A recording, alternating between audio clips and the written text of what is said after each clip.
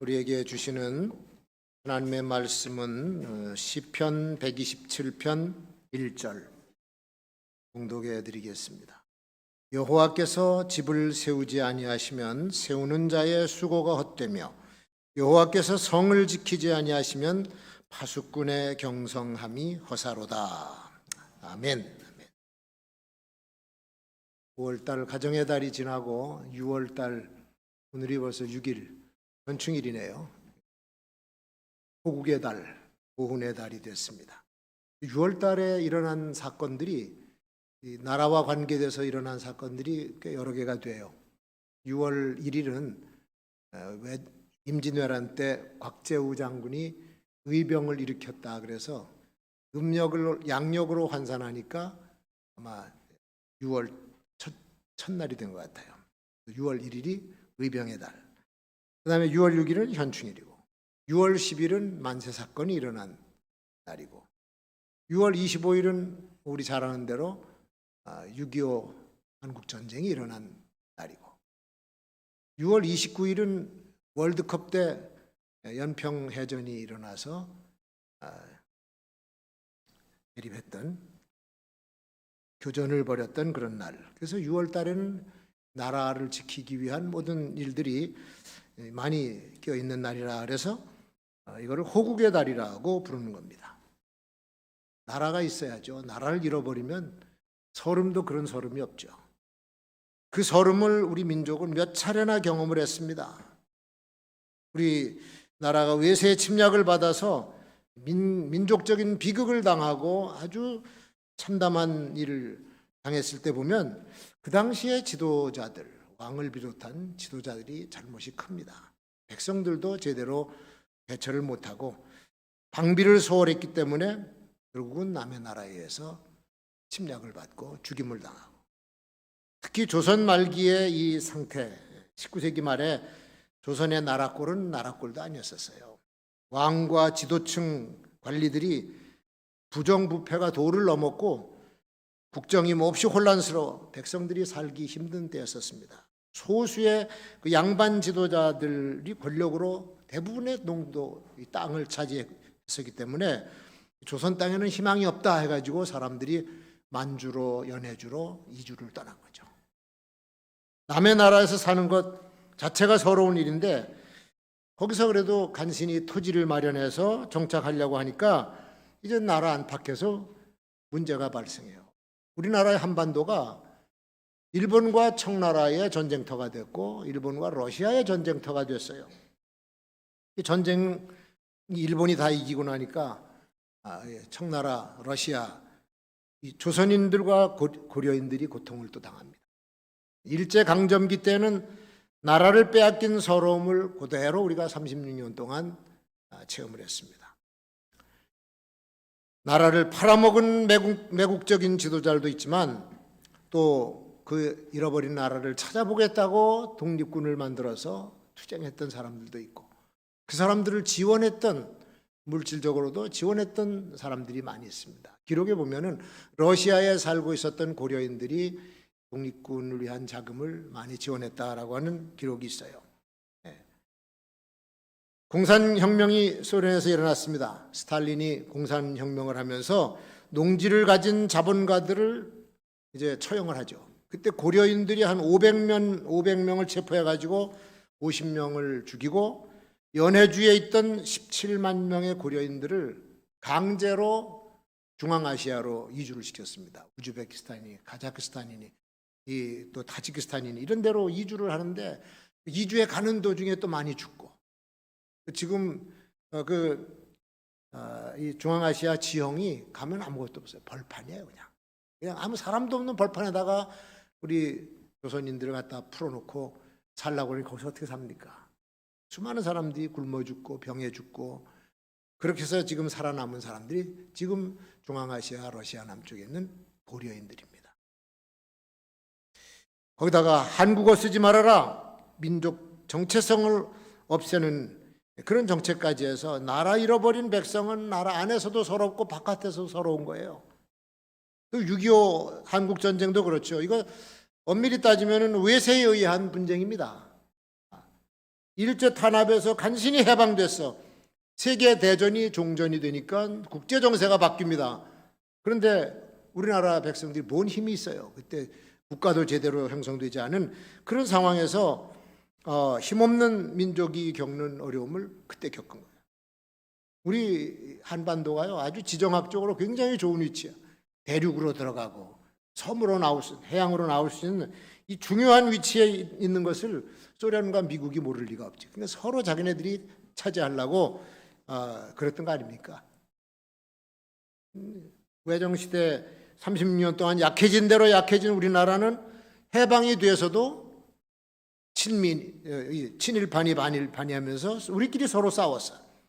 유엔이 우리나라를 신탁 통제한다 그러니까, 그 다음엔 사상이 서로 다른 전승국, 소련이 북으로 내려왔고, 또 미국이 남쪽으로 와서 완전히 다른 공산주의와 이 민주주의, 자본주의, 이 두 나라가 우리나라를 놓고선 통치를 하겠다고 그러니까, 그러지 않아도 잘 싸우는 민족인데 신탁 통치, 찬성, 반대해서 싸우고, 친소, 친미해서 싸우고, 이렇게 우리는 서로 싸웠어요. 그러다가 1950년 6월 25일에 북의 김일성이 소련이 제공한 무기를 가지고 남침을 감행해서 3년 동안 우리 민족은 서로 원수가 되어서 피를 흘리면서 죽이고 죽는 끔찍한 한국전쟁을 겪었습니다. 완전히 파괴가 됐습니다. 나라는 아주 남은 게 없었어요. 지금도 우리 세계 각국에서 일어나는 분쟁을 봅니다. 이란과 이라크도 같은 회교국인데 저들끼리 싸우고 100만 명 이상이나 죽었습니다. 시리아 내전으로 계속해서 테러가 일어나고 사람들 자기네 나라에서 못 살겠다고 나라를 떠난 난민이 돼버리고, 요즘에는 이스라엘과 팔레스틴 가자 지구에서 포를 쏴대면서 서로 싸우고 있습니다. 나라가 분쟁에 휘말리고 싸우고 죽이는 일이 생기면 번영은 난 거예요. 행복도 물 건너간 거예요. 그래서 국가의 안보가 그 무엇보다도 중요한 겁니다. 경제보다도 중요한 것이 안보예요. 문화 발전, 예술, 심지어는 종교, 기독교, 불교, 나라가 있어야 대한민국의 교회가 있는 거예요. 그래서 호국은 나라를 지키는 일이 호국입니다. 현재 우리나라 안팎의 상황을 보면은, 또 국제 그 정세를 흐름을 잘 보면은 정신 바짝 차릴 때입니다. 지금 이 땅에서 다시 비극이 일어나지 않도록 우리는 이 시대를 잘 보면서 기도해야 되고, 정치가들이나 국민들이 마음을 합해서 이걸 극복해내야 되는 거예요. 호국이 뭡니까? 지켜주는 거야. 백성의 안녕을 지켜주는 거예요. 먼저 지켜야 될 게 국민의 생명입니다. 국민의 생명을 지키는 것이 정부의 책임입니다. 국가는 국민이 있어야 국가가 존재하는 것이지, 그래서 국민이 우선돼야 되는 거예요. 자국민의 이 생명을 보장을 못하면 그 나라에 속할 이유가 없어지게 됩니다.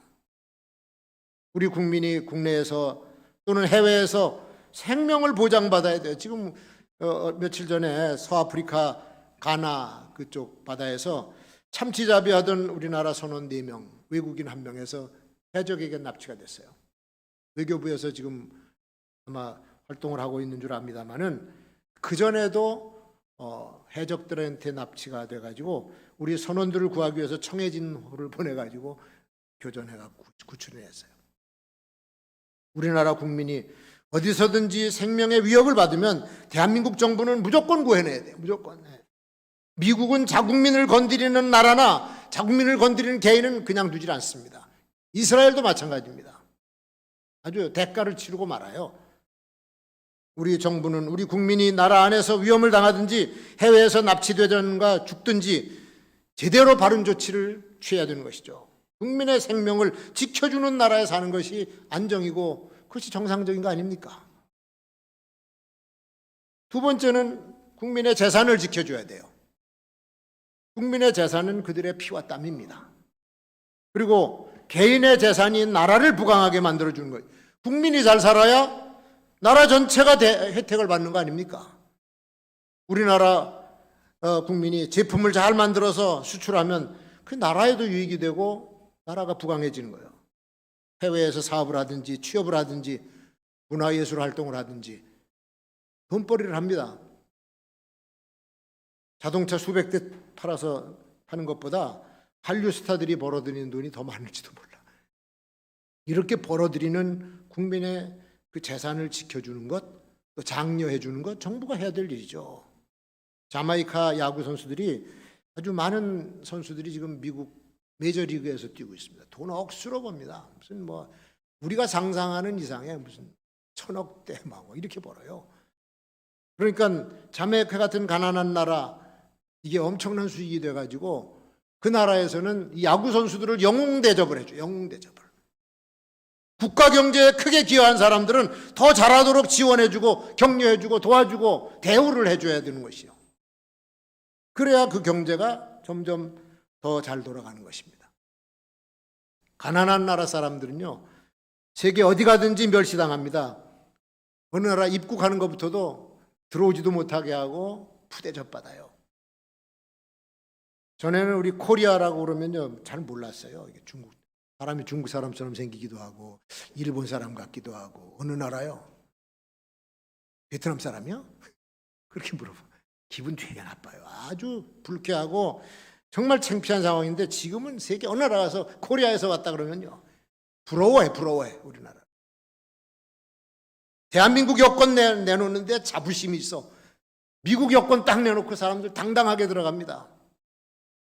나라의 경제 수준에 따라서 그 국가의 지도자들이 국제회의에서 앉는 자리가 다르고 서 있는 자리가 달라요. 사진 찍을 때 대부분 미국, 중국 이렇게 경제적으로 좋은 나라들은 앞 중앙에 딱 섭니다. 그리고 가난한 나라, 별 볼일 없는 나라 뒷줄에 저 구석에 어디 가서 서 있지. 국민의 재산을 지켜주고 그들이 하는 산업을 육성시켜주고 잘하도록 만들어주는 것이 국가가 하는 일이 아니겠어요? 그래서 그걸 도와줘야 되는데 사업이 어떻게 되든지 뭐 재산이 어떻게 되든지 상관도 없이 세금만 걷어들이려고 하면 사람들 김 빠져서 일하고 싶겠어요? 의욕을 잃고 마는 거야. 산업도 위축이 되고 국민 생활은 더 힘들어지고.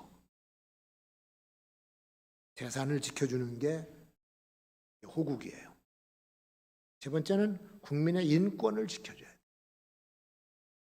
억울한 일 당하는 자가 없고 불이익을 당하는 사람이 없도록 잘 살펴줘야 됩니다. 어린이가 학대당하지 않는 나라를 만들어줘야지. 여자들이 성폭력에 시달리지 않는 그런 나라를 만들어줘야지. 남에게 피해주는 사람들은 엄벌로 다스리고 선량한 사람들의 인권을 보장해주는 나라가 돼야 그게 정상적인 나라가 아니겠어요? 범죄자가 판을 치고 또 그들이 자기 편이라고 비호해주고 그러면 국민들이 누가 좋아합니까? 만인이 다 아는 흉악범이 금방 풀려나고 범죄자의 인권이라 해서 그들을 보장해주고 당한 사람들은 피눈물을 흘려야 되는 그런 나라가 돼서는 안 되는 겁니다. 지켜줘야 돼요. 지켜줘야 돼요. 호국은 나라를 적으로부터 지키는 것이 호국이. 근데 지금 북한의 상황이 핵무장을 하고 침략, 야욕을 버리지 않고 늘 우리를 노리고 있어요. 우리가 기대하고 바라는 대로 평화통일이 이루어지면 얼마나 좋겠습니까? 그런데 북의 김정은과 그 일당들이 적화통일을 가지고 있다고 하면 우리가 호의를 보일 필요가 없잖아. 대북 정책도 여기에 따라서 잘 유연성 있게 맞춰서 현실적으로 대비를 해줘야 우리 국민이 안 당합니다. 외세로부터 북한으로부터 나라를 지키는 것 당연한 얘기입니다만은 나라 안에서 나라를 지키는 것도 호국이에요. 이걸 못해가지고 우리가 과거 역사 속에서 비참하게 고통을 당해요. 호국의 개념이 밖으로부터가 아니라 내부로부터. 그리고 두 번째로는 우리 나라의 정체성을 지켜내야 돼요. 정체성, 아이덴티티를 지켜야 됩니다. 대한민국은 도대체 정체성이 뭐냐?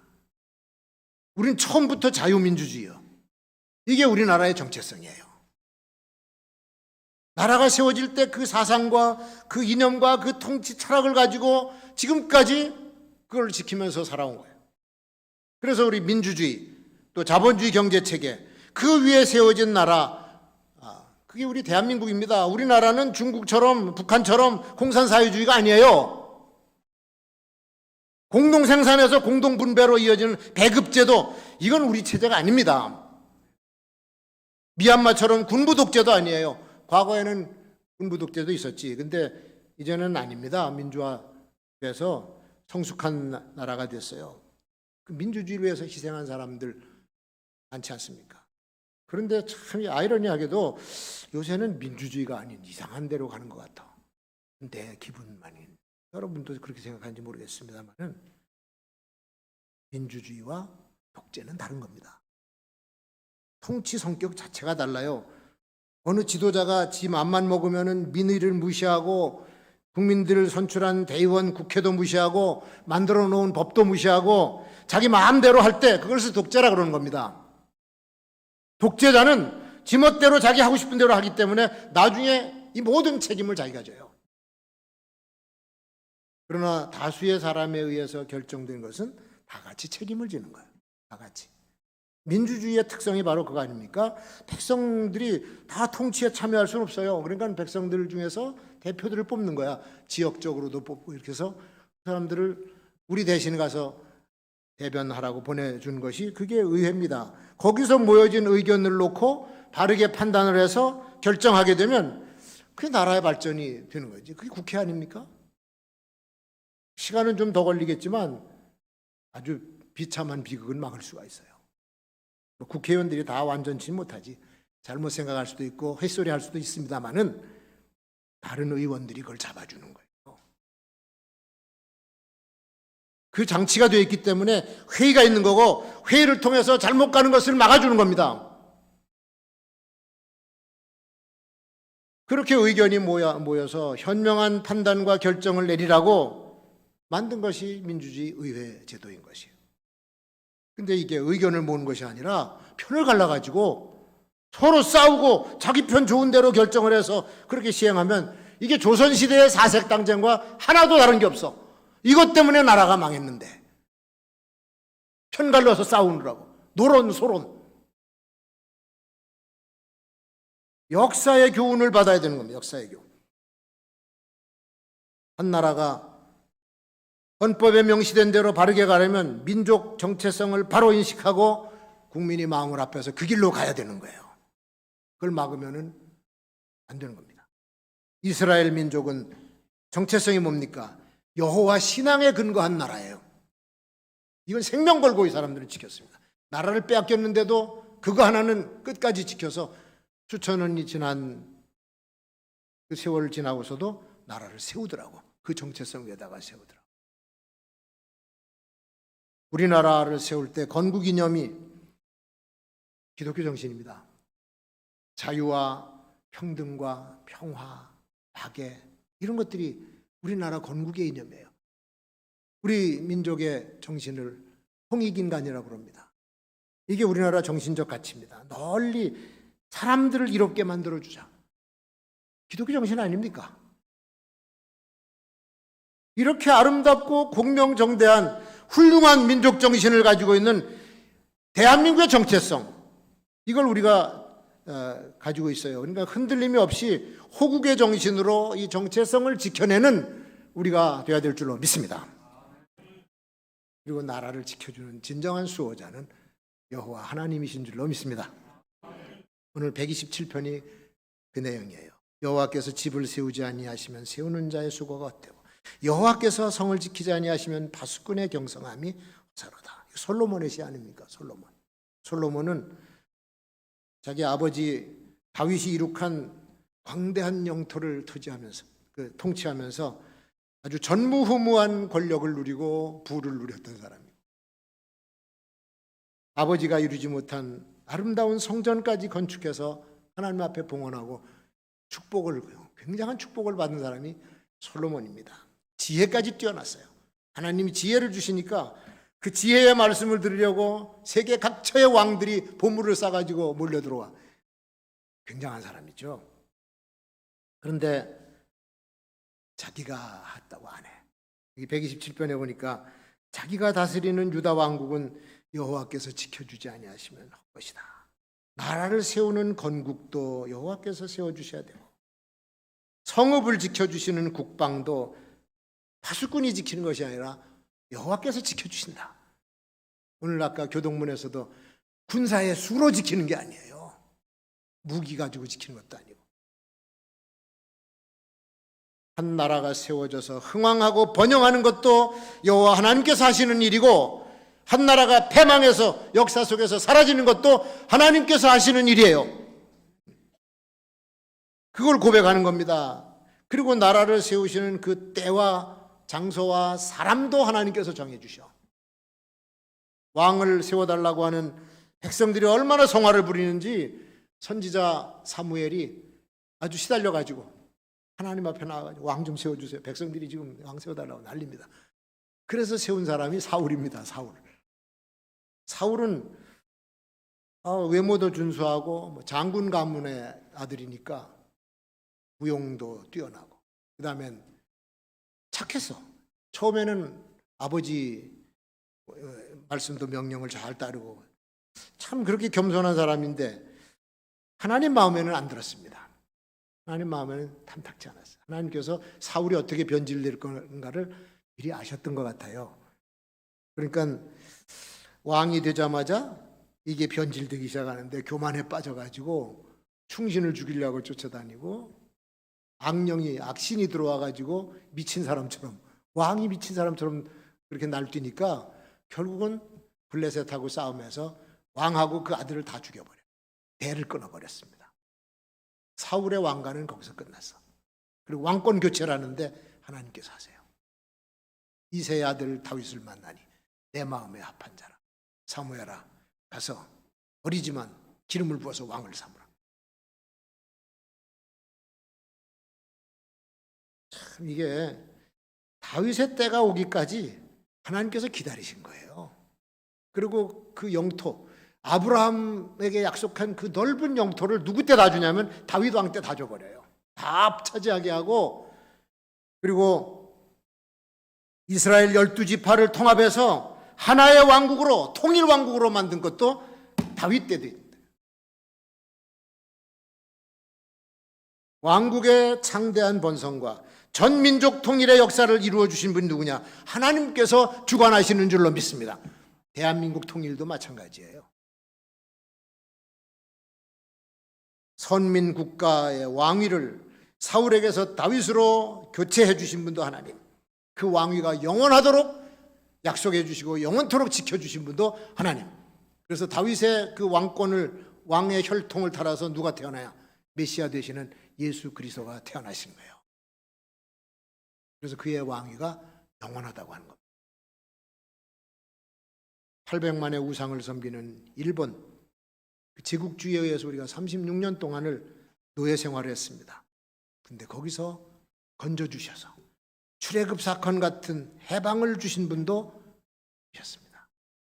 유물론적 공산주의자 레닌과 스탈린의 공산혁명을 한반도에서 이뤄보려고 김일성을 앞세워서 잔인무도한 침략전쟁 한 것도, 그것도 막아주셨고, 군사력도 형편없는 우리나라를 적과 통일로부터 막아주신 분도 여호와 하나님이신 줄로 믿습니다. 하나님은 언제나 당신의 백성 편에 서시는 분이에요. 근데 아무리 하나님이 우리 편이라고 해도 우리가 하나님 편에 안 서면 안 되잖아. 우리가 하나님 편에 안 서면 도움을 받을 수가 없습니다. 진정한 호국의 주인공, 우리나라의 진짜 수호자는 바로 여호와 하나님이심을 믿으시기 바랍니다. 그리고 그분만을 의지하고 모든 불의와 맞서서 싸우는 우리가 되어야 돼요. 하나님의 백성은 무신론과 대항해서 싸워야 돼요. 유물주의와 대항해서 싸워야 돼요. 인본주의와 대적해서 싸워야 됩니다. 이게 영적 전쟁이에요. 그러니까 이 영적 전쟁은 물러서면 안 돼. 그리고 영적 전쟁은 반드시 이겨야 되고, 이 영적 전쟁은 하나님의 도우심이 절대 필요하기 때문에 주님만을 의지해야 되는 거예요. 지금 우리가 사는 세상은 비정상적인 시대입니다. 비정상적이에요. 역병의 재앙이 모든 삶을 비정상으로 만들었습니다. 대한민국의 정체성이 흔들리고 있습니다. 기독교 교회가 박해를 받습니다. 하나님의 진노가 임할 것 같아요. 우리의 힘으로 이 엄청나게 밀려오는 쓰나미를 막아낼 수가 있을까? 미국과 중국 사이에 한국이 딱 껴 있습니다. 강대국 틈에서 눈치를 봐야 돼요. 어느 편에 줄을 설 거냐? 그럼 미국 쪽에 서 있는 다른 나라들도 많을 거 아니야. 중국 쪽에 서 있는 다른 나라도 많을 거 아니야. 전부 다 이거 지금 우리나라를 들여다보고 있는 거예요. 저 대한민국하고 나라가 과연 어디로 붙을까? 이 시선에서 우리는 부정적인 주목을 받고 있는 때다라고 하는 것을 지도자도 알아야 되고 백성들도 알아야 됩니다. 또 둘로 갈라지면 안 돼요. 전에 소련과 미국 사이에서 갈라져서 친소 친미, 친중 친미 또 갈라서 싸우면 안 돼요. 근데 지금 그 구도로 가고 있어.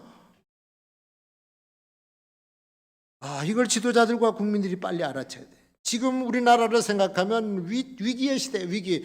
여호와 하나님의 도우심을 구하지 않을 수가 없습니다. 우리를 지켜주실 수 있는 진정한 수호자 여호와 하나님의 이름을 부르면서 위기에 빠진 우리 대한민국을 믿음으로 지켜내는 우리 한국교회 성도가 되어야 되고 금곡교회 성도가 되어야 될 줄로 믿습니다.